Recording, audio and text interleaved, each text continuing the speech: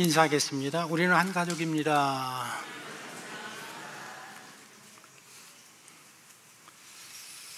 오늘은 팔복의 마지막 말씀입니다. 10절, 의를 위하여 박해를 받은 자는 복이 있나니 천국이 그들의 것임이라. 이 10절을 보시면 의를 위하여 박해를 받은 자는 복이 있나니라고 했고, 11절에는 나로 말미암아 너희를 욕하고 박해하고 거짓으로 너희를 거슬러 모든 악한 말을 할 때에는, 그렇게 11절에 기록했습니다. 그러니까 의를 위하여 박해를 받는다라는 것은 예수님을 믿고 예수님을 따르고 예수님의 말씀에 순종하는 데서 나타나는 어려움을 뜻하는 그 말씀입니다. 그래서 그 당하게 되는 어려움 세 가지를 예수님이 말씀하셨는데, 너희가 모욕을 당할 것이고 박해를 당할 것이고 중상모략을 당할 것이다. 그렇다고 하면 우리 성도들, 신자들은, 예수 믿는 사람들은 생활 속에서, 인생 속에서 늘 이 세 가지를 각오하고 살아야 된다라는 의미입니다. 모욕을 당하는 일, 박해를 받는 일, 온갖 중상모략을 당하는 일을 늘 우리가 마음에 두고 준비를 하고 있어야 합니다. 이 세 가지는 수동적인 면이고, 예수님은 또 능동적인 두 가지 면도 말씀을 하셨는데, 신자는 그런 일을 당할 때 기뻐하고 즐거워하라는 말씀을 하고 계십니다. 기뻐한다라는 것은 내 마음속에서 일어나는 그런 현상이고, 내 마음속에 일어나 있는 그 기쁨이 외부로 표출되는 것을 즐거워한다라고 그렇게 이야기를 하고 있습니다. 왜 성도들은, 신자들은 사람들이 우리를 욕하고 박해하고 중상모략할 때에 기뻐하고 즐거워해야 하느냐? 주님은 계속해서 12절에 하늘에서 받을 상이 크기 때문이라고 말씀하셨습니다. 사람들이 우리를 그렇게 대할 때에 우리가 괴롭지만 너희가 기쁘고 즐겁게 생각을 해라, 여기라. 왜냐하면 너희들이 받을 상이 크다라고 말씀을 하셨습니다. 우리가 이 팔복의 말씀을 함께 상고하기 전에 요한계시록의 말씀을 저희들이 쭉 공부를 했는데, 요한계시록을 공부할 때에 7 교회에 대한 마지막으로 하나님이 약속하시는 말씀들이 있었습니다. 거기 보면 교회들이, 성도들이 마지막에 어떤 상을 받을 것이냐 대한 내용들을 쭉 기록을 했는데 7가지가 있었습니다. 뭐냐 하면, 너희가 마지막에 생명나무의 열매를 먹게 될 것이다. 생명의 면류관을 받게 될 것이다. 새로운 이름을 받게 될 것이다. 만국을 다스리는 권세를 받게 될 것이다. 흰 옷을 입게 될 것이다. 그리고 너희의 그 생명책의 이름이 지워지지 아니할 것이다. 그리고 성전의 기둥이 되고 하나님과 함께 하늘 보좌에 앉고 하나님과 함께 먹고 마시는 영원한 삶을, 영원한 상을 받게 될 것이라는 약속의 말씀이 있었습니다. 이런 상들이 의를 위하여 박해를 받는 우리들에게 주어질 것이기 때문에, 예비되어 있기 때문에 너희들은 세상에서 어려움을 당할 때마다 기뻐하고 즐거워하라. 지금 예수님 말씀하고 있습니다. 이 말씀을 하시는 그 예수님 본인이 의를 위하여 박해를 받으신 대표적인 분이십니다. 예수님의 공생애를 보십시오. 예수님이 안식일을 범했다고, 하나님을 못 오겠다고, 사람을 미혹하는 자라고 온갖 중상모략을 당하셨습니다. 머리에 가시관을 씌웠고 홍포를 입었고 얼굴에 침을 뱉으면서 갈대로 내리치면서 그 예수님을 사람들이 모욕을 했습니다. 그리고 마침내는 십자가에 못 박아 죽이는 그런 일까지 예수님에게 행하셨습니다. 예수님께서 이 땅에 오셔서 하신 일이 무엇입니까? 늘 말씀을 선포하시고 가르치시고 온갖 병자를 다 고쳐주셨습니다. 소외된 자, 가난한 자, 병든 자들을 돌봐주셨고 늘 그들의 친구가 되어주셨습니다. 아무도 찾아보지 않는, 돌아보지 않는 그들의 친구가 되어주셨고, 어린아이들이, 철없는 어린아이들이 그 말씀 집회를 방해할 때마다 그들을 혼내지 아니하고 가슴에 품으면서, 이런 어린아이와 같이가 되지 아니하면 너희들은 천국에 갈 수 없느니라. 그러니 예수님이셨습니다. 어떤 죄도 악한 일도 행한 적이 없으십니다. 그럼에도 불구하고 중상모략과 온갖 모욕과 박해를 당하셨습니다. 마지막에는 완전히 벌거벗긴 채로 십자가에 달려서 물과 피를 흘리시고 죽임을 당하신 분이 우리가 믿는 예수님이십니다. 그러나 예수님의 말씀처럼 예수님은 하늘의 큰 상을 그 후에 받으셨습니다. 성경에 보면 부활의 첫 열매가 되셔서 인류에게 우리 모두가 다 죽어도 부활할 것에 대한 희망을 주셨습니다.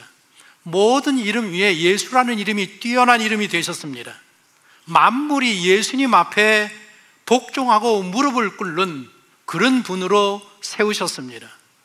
하늘 보좌에 앉으셔서 왕 중의 왕으로 영원한 통치자의 자리에 앉으신 분이 바로 그 고난당하신 예수님이십니다. 여러분들 인류의 역사를 보십시오. 인류의 역사는 고난의 역사입니다. 특히 신실한 하나님의 사람들, 의로운 사람들, 믿음의 사람들에 의한 고난의 역사가 인류의 역사입니다. 그렇게 의인들의 고난을 통해서 인류의 역사는 세워져 갔고 앞으로도 세워져 갈 것입니다. 그러니 어찌 의의를 위하여 박해를 받은 자들에게 상이 없겠습니까? 우리 믿음 생활, 신앙 생활 하는 우리 모두는 다시 한번 이 팔복의 말씀을 정리하면서 생각을 해볼 필요가 있습니다.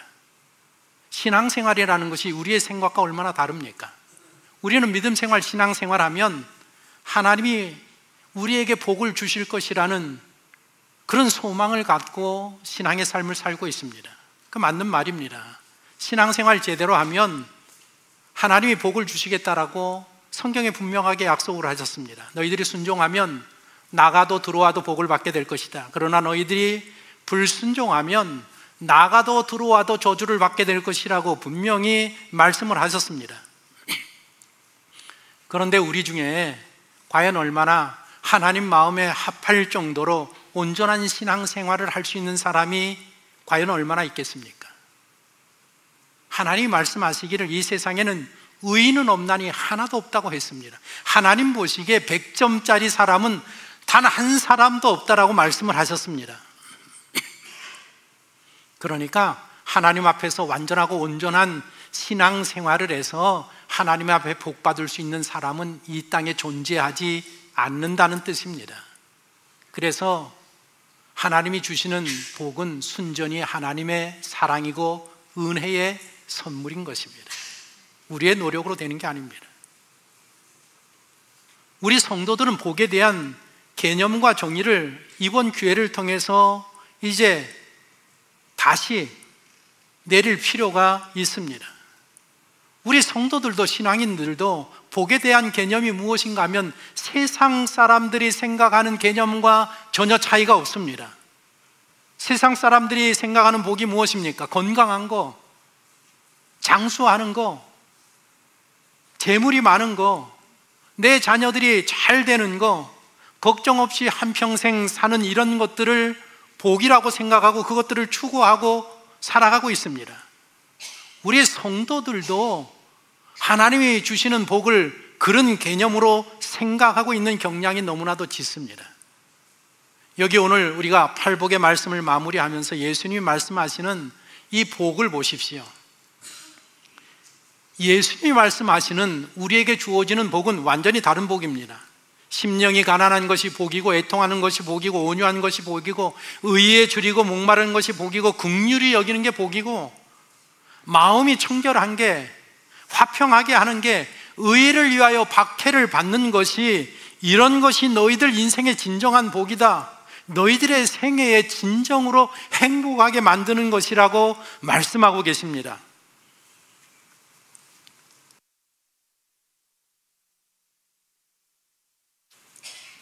지난주에 성춘자 권사님 장례식이 있었습니다.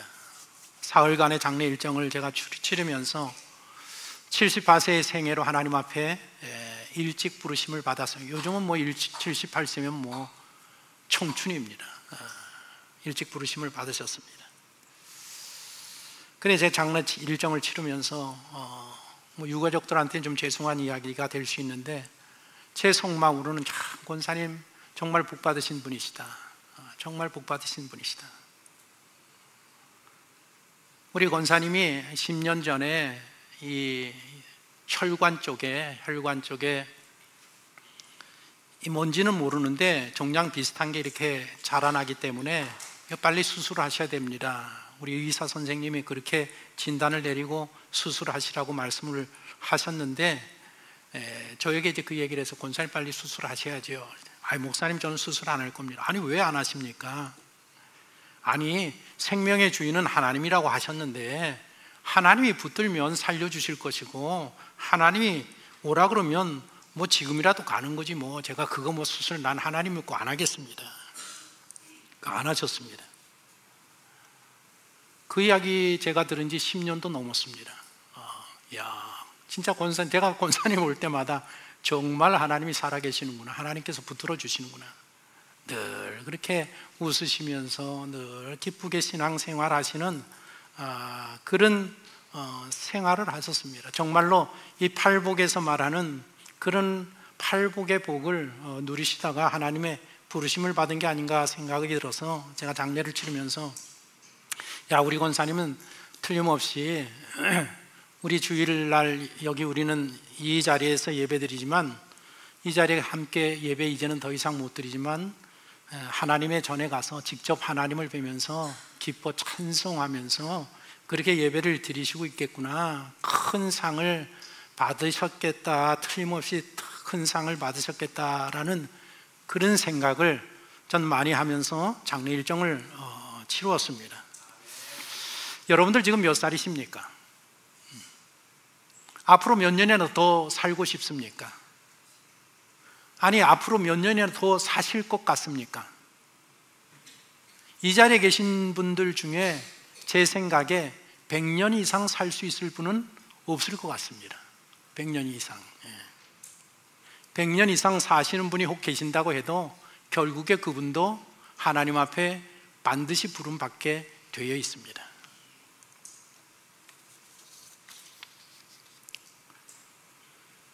얼마 전에 영국의 빌 게이츠라는 린치라는 억만장자가 재판에서 승소를 했습니다.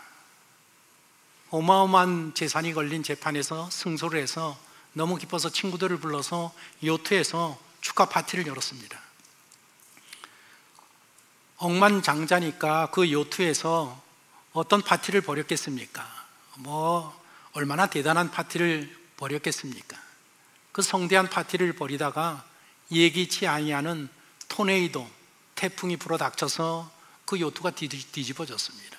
그래서 이분이 실종되었습니다. 찾지 못했습니다. 59세의 젊은 나이로 생애를 마감하고 말았습니다. 우리의 문제는 이 세상이 아니라 죽은 후의 세상이 문제입니다. 왜냐하면 그곳에는 더 이상 죽음이 없고 영원한 세상이기 때문에 예수님이 뭐라고 말씀하셨는가 하면 너희들이 세상의 복을 만끽하는 사람이 있으면 죽어서 천국에 들어갈 확률이 대단히 적다라고 말씀했습니다. 어느 정도냐? 낙타가 바늘길을 통과하는 것만큼 어렵다. 낙타가 바늘길을 어떻게 통과할 수 있습니까? 왜 그런 말씀을 하셨을까요? 세상의 모든 것들을 가지고 있으면 여러분들 늘 그 기도하지 않습니까? 하나님 나에게 축복을 많이 주시면 내가 하나님을 위해서 얼마나 헌신하겠습니까? 하나님이 이것도 주시고 저것도 주시고 다 주십시오. 그거 다 받은 사람들의 삶이 뭔가 하면 요트에서 잔치하다가 토네이도로 죽는 생애입니다. 그게 세상의 모든 것들을 가지면 그거 가지고 이 죄인들이기 때문에 하나님 앞에 영광 돌리는 삶보다는 죄악 가운데에 빠져서 사는 확률이 대단히 높습니다. 그저께 금요일 날 오후에 이제 설교 준비를 막바지 열심히 하고 있는데 전화 한 통이 왔습니다. 저 지방에 계시는 분인데 예수 안 믿는 분입니다. 지방에서 이 성격도 좋고 좀 젊어서 이장님인데 역할을 열심히 하시는 분입니다.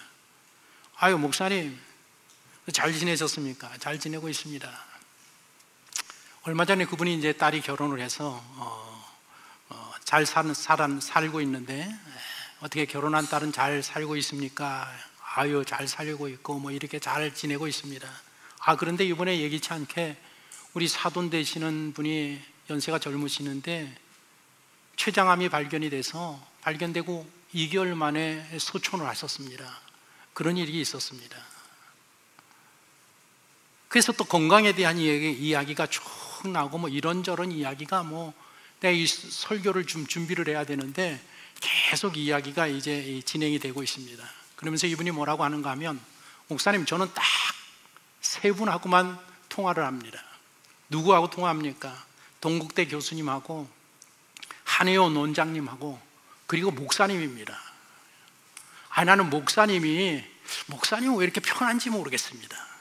우리 교회 성도들은 내가 제일 불편하대는데 그분은 내가 그렇게 편하대요.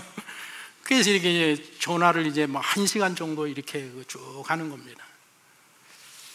이게 이제 예수 믿지 않는 사람이고 또 관광 지역에서 많은 사람들을 만나고 그 토산품을 판매하시는 분이니까 사업을 하시는 분이니까 얼마나 이야기거리가 많겠습니까?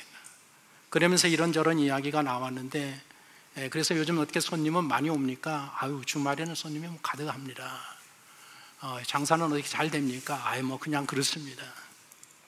그런 중에 하시는 이야기가 뭔가 하면, 그분 가게에 이제 관광객들이 손을 잡고 남녀가 들어오면 10팀 중에서 7, 8팀은 부부지간이 아닙니다. 그 이야기를 해서, 10팀이 오는데 7, 8명이 부부지간이 아니면 그러면 그 많은 사람이 지금 바람을 피고 있는 겁니까? 그랬더니 이장님이, 목사님, 그 단어 선택을 잘못하셨습니다. 바람이 아니라 엔조이입니다. 그 외에도 너무나도 많은 이야기를 했는데 제가 여기서 얘기할 만큼 그런 얘기가 아니라서 얘기를 못하고 있습니다. 그러면서 그 바람을 펴가지고 그렇게 되면 법정에 가서 이혼을 하는데, 목사님 아십니까? 요즘은요 세상이 좋아져서 법정에 가서 바람을 펴서 그 판사 앞에 서면 판결이 어떻게 나는지 아십니까? 50대 50으로 납니다. 판사가 이른답니다. 당신 아내가 바람을 핀 것은 당신이 아내한테 잘못했기 때문에 오죽했으면 바람을 피겠느냐. 당신도 책임이 있다. 그래서 재산이 50대 50으로 요즘은 판결이 다 그렇게 납니다. 제가 세상 돌아가는 일을 지난 금요일 날 너무 많이 들었습니다. 다른 이야기를 하면 여러분들 충격받을 것 같아서 제가 그 얘기는 안 합니다. 성경 여러 군데에 음행하는 자는 하나님의 나라에 들어갈 수 없느니라고 몇 차례 하나님이 반복하고 계십니다.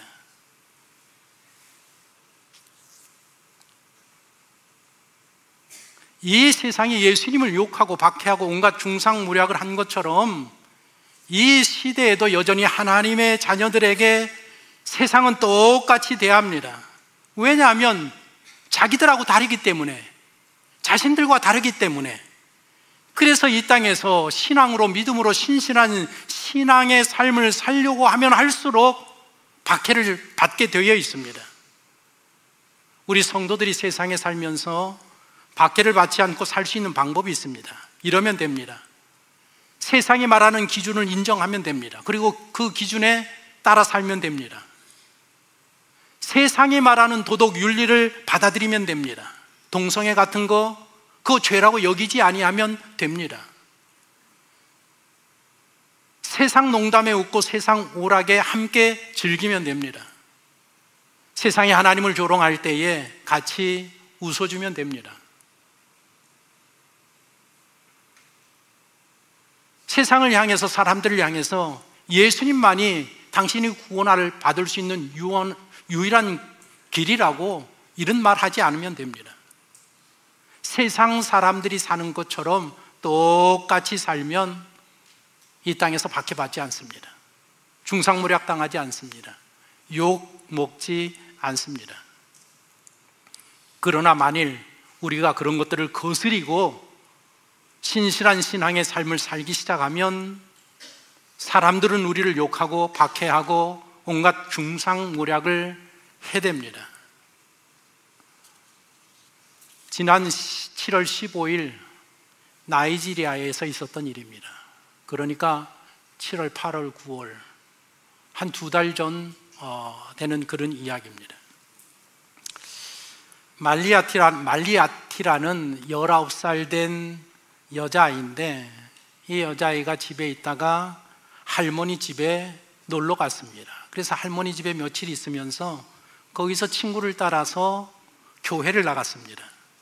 교회를 나가서 처음으로 예배를 드렸습니다. 거기서 마지막에 목사님이 설교하면서 오늘 이 예배에 참석하고 하나님의 말씀을 듣고 예수님 믿기로 결심하신 분은 손을 드십시오. 손을 들었습니다. 저를 따라서 기도하십시오. 그래서 구원 초청에 대한 기도를 하고 아멘 하고 예수 믿기로 작정을 했습니다. 집으로 돌아온 이 말리아티가 자기 여자 동생에게 나는 이제 예수님을 믿는다. 이슬람교를 나는 떠났다. 그 이야기를 동생에게 했는데 그 동생이 아버지에게 가서 언니 이야기를 전했습니다. 다음 주일이 되었습니다.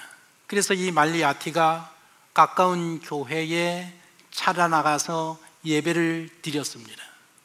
아버지가 알고 그 삼촌들이 알고 그래서 예배 끝나고 돌아오기를 이 아버지와 삼촌들이 기다리고 있습니다.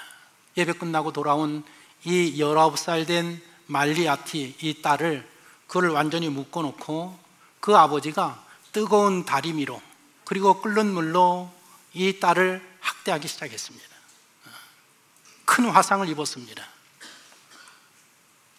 그리고 나서 이 친척들이 이 아이를 강 근처에다 갖다 버렸습니다. 예수 믿는다라는 이유 하나로 버렸습니다. 이 말리아타가 강에서 그 온몸에 화상을 입었으니까 얼마나 아프고 얼마나 고통스럽겠습니까?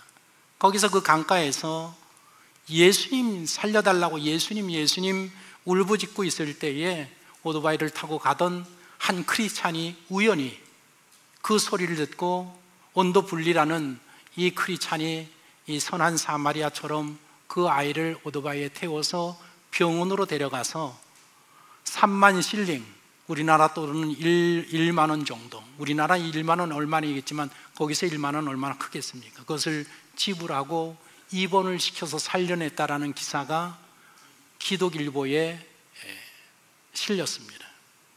그런 일도 있고, 지금으로부터 7년 전인데 미국 워싱턴, 시애틀에 있는 그 워싱턴주에 브레머틴 고등학교라고 있는데 그 고등학교에 풋볼 팀이 있습니다.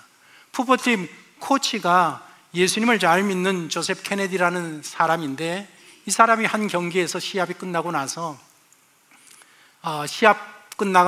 그 경기장에서 모든 사람이 보는 앞에서 무릎을 꿇고 하나님 앞에 감사 기도를 드렸습니다. 운동장에서 공식적으로 그 기도를 드렸다고 사탄을 추종하는 그런 단체에서 고소를 했습니다.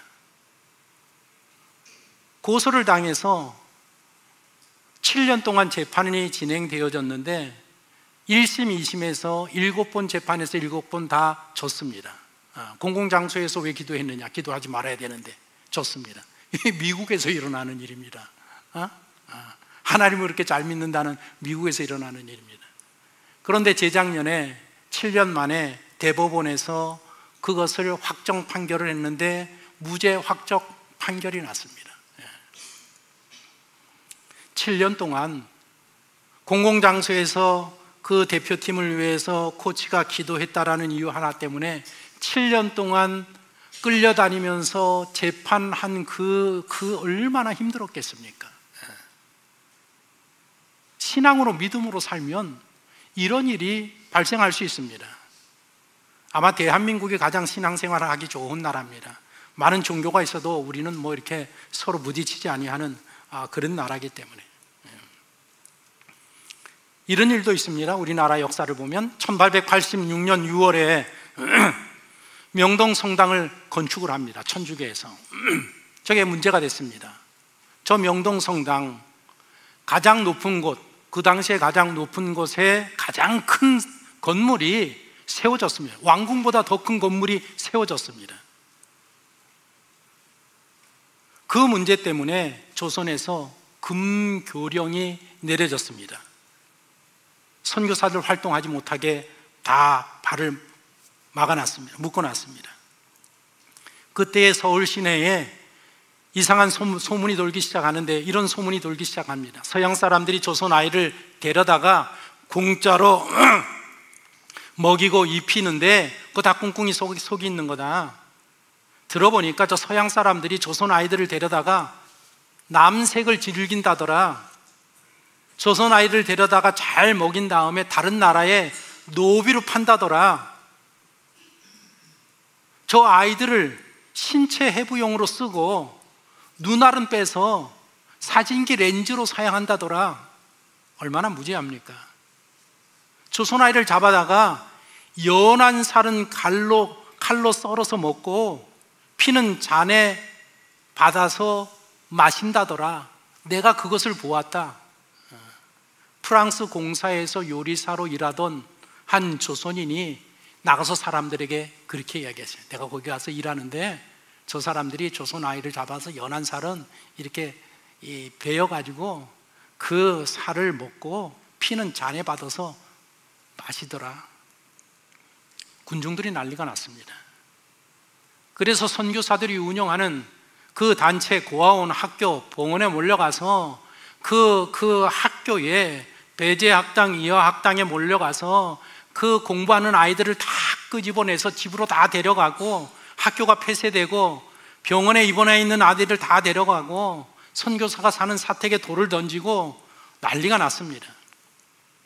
나중에 이 일을 알아보니까 기독교를 내세운 이 진보 단체, 개혁파의 세력들이 이렇게 확산되어지니까 수구 보수 세력들이 음모론을 퍼뜨려서 지금 그런 일들이 1888년 6월에 일어나서 선교사들이 큰 고충을 당해서 해외 군인들이 군대까지 동원되어지는, 그렇게 마무리되어지는 그런 사건들이 있었습니다.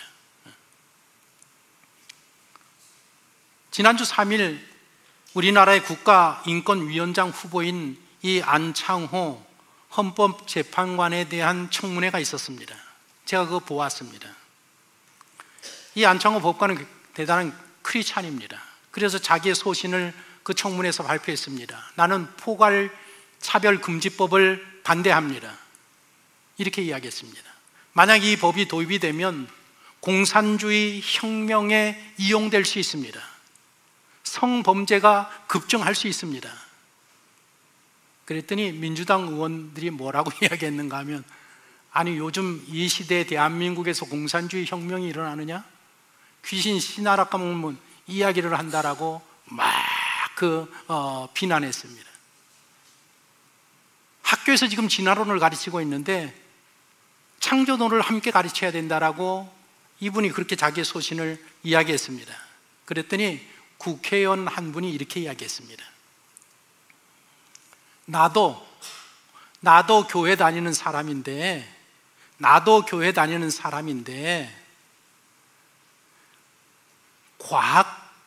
과학적이지 아니한 이 창조론을 어떻게 국가인권위원장이라는 사람이 학교에서 창조론을 가르쳐야 된다라는 이런 무지한 이야기를 할 수 있습니까? 라고 이야기를 했습니다. 거기에 대해서 반론을 하려고 하니까 기회를 주지 아니하고 왁왁대고 난리 났습니다. 제가 그 청문회를 보면서 저 안창호 저 법관, 저분은 정말 역사를 아는 분이고 저분은 정말 성경에 대해서 제대로 아시는 분이구나. 그런데 저쪽 의원, 나도 교회를 다닌다라는 그 의원은, 저분은 역사 공부도 안 하고 성경도 정말 제대로 모르는 사람이구나. 제가 그 생각을 했습니다. 저런 사람들이 국회에 앉아서 국회의원을 하니 이 나라가 이게 제대로 돌아가겠는가. 제가 그 생각을 했습니다. 여러분, 진화론은 과학이고 창조론은 믿음입니까? 그 잘못된 생각입니다. 왜냐하면 진화론이나 창조론이나 이게 증명되지 아니하는 가설이란 말입니다. 이럴 것이다. 하나님이 창조하셨을 것이다. 아니, 이게 그냥 우연한 폭발로 인해서 생명이 탄생하고 진화되었을 것이다 라는 추측 가설이지. 그렇기 때문에 두 개 다 믿음에 속한 이야기이기 때문에 안창호 법관의 이야기가 맞습니다. 너희들이 진화론을 가르치려면 공평하게 창조론도 가르쳐야 된다는 말이 이게 맞는 말입니다. 여러분들, 팔복은 예수님을 믿는 사람들의 특성을 말해주는 그런 내용입니다. 예수님을 믿는 사람들이 누구냐? 예수님을 믿는 사람들은 죄로 죽었던 생명을 다시 살림받은 사람들이다. 마음이 변화된 사람이다. 삶의 기준이 달라진 사람이다. 옛 사람, 옛 삶을 벗어버리고 새 사람, 새 옷을 입은 사람들이다. 땅의 것을 바라보다가 이제는 위의 것, 하늘의 것을 바라보며 사는 사람이다. 죄가 만연한 이 세상에서 거룩한 하나님의 나라를 세우라고 선택함을 받은 빛의 거룩한 자녀들이다. 바로 이 사람들이 우리고, 바로 이 사람들이 예수 믿는 사람들입니다. 그런데 오늘 예수 믿는 사람들, 이 그리스도인들의 삶이 어떻게 전락하고 말았는가 하면 40년 광야 생활을 마치고 가나안에 입성한, 그래서 가나안에 정착한 이스라엘 백성과 같다라는 생각이 너무나도 많이 듭니다. 하나님께서 40년 동안 훈련을 시키고 가나안에 입성을 시켜서 이제 그곳에서 하나님을 알지 못하고 우상을 섬기는 저들에게 구별된 삶을 살아라, 하나님을 드러내라, 제사장 나라가 되어라, 너희들은 저들과 구별된 삶을 살라고 그곳에 들여보냈는데, 그곳에 들어가서 그들과 함께 살아보니까 그들이 사는 게 너무 좋습니다. 너무 잘 삽니다. 문화가 얼마나 발달됐는지 모릅니다. 뭐 즐길 것들이 너무 많습니다. 그래서 이들의 마음이 변합니다. 우리도 저들처럼 살면 좋겠다. 저들이 저렇게 잘 사는 거는 지도자를, 그 왕을 잘 세웠기 때문에 그렇다. 야, 우리는 왕이 없지 않느냐? 우리도 왕이 있으면 저렇게 잘 살 텐데, 저렇게 행복하게 윤택한 삶을 살 텐데, 그때부터 왕을 세워달라고 왁왁대기 시작합니다. 세상을 정복하고 다스리라고 했는데, 구별되라고 했는데, 세상의 다스림을 받고 세상과 어울려서 나도 세상과 같이 되겠다라는 그런 삶을 살기 시작하면서 이스라엘이 무너지지 않았습니까? 오늘날 구원받은 우리 성도들의 삶의 주관이, 생각이 무엇인가 하면 나도 저들과 같이 살고 싶다라는 겁니다. 세상이 갖는 것을 갖고 세상이 원하는 것을 내가 원하고 그들과 함께 살겠다라는 게 오늘 우리 그리스도인들의 많은 생각들이 거기에 다다랐습니다. 여러분들, 신자이기 때문에, 예수님을 믿기 때문에 사는 게 불편하십니까? 예수님을 믿기 때문에 남들이 겪지 아니하는 그 불편함을, 그런 역경들과 시련들을, 고통들을 겪어야 하고 겪고 계십니까? 예수님이 하신 말씀에 귀를 기울이십시오. 기뻐하고 즐거워하라. 하늘에서 너희의 상이 크미니라. 예수님께서는 이런 말씀도 하셨습니다. 마지막으로 마가복음 한번 보겠습니다. 마가복음 10장 29절 30절 같이 한번 읽어봅시다. 시작. 내가 진실로 너희에게 이르노니 집이나 형제나 자매나 어머니나 아버지나 자식이나 전토를 벌인 자는 현세에 있어 집과 형제와 자매와 어머니와 자식과 전토를 100배나 받되 박해를 겸하여 받고 내세에 영생을 받지 못할 자가 없느니라. 여러분들, 예수님 말씀을 들어보십시오. 신앙으로, 믿음으로 구별된 삶을 이 땅에서 살면 손해볼 것 같습니까? 내가 막 뒤처질 것 같습니까? 실패할 것 같습니까? 불행해질 것 같습니까? 그렇지 않다라는 겁니다. 예수님께서 너희들이 믿음으로, 신앙으로 올바른 삶을 살면 이 현세에서, 이 땅에서 비록 박해를 받겠지만 박해를 겸해서 너희들이 헌신한 거에 100배를 얻게 될 것이다. 뿐만 아니라 죽어서 영생을 받지 못할 자가, 천국에 들어가지 못할 자가 단 한 사람도 없으리라. 8주간에 걸쳐서 팔복의 말씀을 오늘 마지막으로 마무리합니다. 팔복의 말씀을 마무리하면서 여러분들은 어떤 생각이 드셨습니까? 심령이 가난한 사람은 복이 있나니, 애통하는 사람은 복이 있나니, 온유한 사람은 복이 있나니, 의에 줄이고 목마른 사람은 복이 있나니, 긍휼히 여기는 사람은 복이 있나니, 마음이 청결한 사람은 복이 있나니, 화평하게 하는 사람은 복이 있나니, 의를 위하여 박해받는 사람들은 복이 있나니, 이 말씀들을 하나하나 살펴보면서 오늘 마지막으로 우리가 깨달은 결론이 무엇입니까? 어떤 생각이 드셨습니까? 저는 이렇게 정리가 됐습니다. 아하, 팔복의 말씀을 통해서 예수님께서 우리에게 말씀하시는구나. 한번 읽어보겠습니다. 달라져라, 달라져라, 달라져라. 너의 생각이, 너의 관심이, 너의 소망이, 너의 믿음이, 너의 신앙이, 너의 가치관이 달라져라. 예수님께서는 팔복의 말씀을 통해서 예수님을 믿는 모든 사람들에게, 예수님을 따르는 제자들에게 하는 말씀이 무엇인가 하면 이제는 좀 달라지라는 것입니다.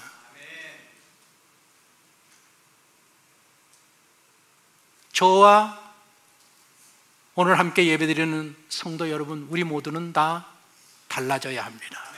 달라져야 합니다. 만일 우리가 달라지기로, 내가 예수님의 말씀에 따라서 이 팔복의 말씀을 공부하고, 그렇습니다, 주님의 말씀이 맞습니다, 내가 이렇게 살지 못했습니다, 그러나 내가 이제 깨닫고 나 달라지기를 원합니다, 달라지기를 원하는 마음을 갖고 결심하고 기도하면 이제부터 당신 속에 계신 성령 하나님께서 역사하기 시작할 겁니다. 이제까지 경험해보지 못한 영적인 세계를 경험하게 하고, 이제까지 경험하지 못한 하나님이 주시는 놀라운 능력을 체험하게 될 것입니다. 팔복에서 말씀하시는, 주님이 말씀하시는 그 신령한 복들을 소유하고 누리는 사람으로 세워져 가게 될 것입니다. 달라집시다. 달라져야 합니다. 달라져야 합니다. 이 한 주간 달라지기 위하여서 노력하고, 달라지기 위하여서 믿음으로 우리의 삶을 살아내는 귀하고 복된 한 주가 되시기를 예수님의 이름으로 축복합니다.